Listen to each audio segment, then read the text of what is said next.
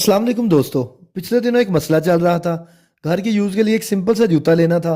सोचा चलो अपनी सिटी का मशहूर ब्रांड बोरजान ही देख लेते हैं, क्योंकि बोरजान मुझे वाकई पसंद है।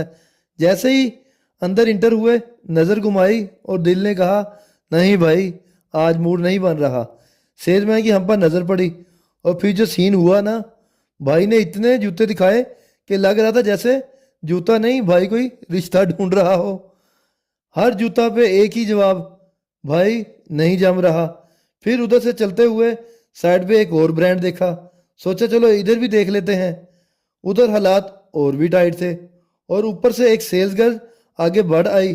अरे अरे, कोई गलत मतलब ना लेना, उन्होंने सिर्फ जूते ही दिखाए, लेकिन भाई समझ कुछ भी नहीं आया। आखिर थक हार कर चलो बोझान ही वापस चलते हैं। वहीं एक थोड़ा बहुत जूता पसंद आया था, सोचा चलो यही ले लेते हैं। और ऊपर से ट्विस्ट, सेल लगी हुई थी। 3200 का जूता सिर्फ 960 रुपये का मिल गया। और भाई जो एक लेने गया था, वो जूते दो लेके वापस आए।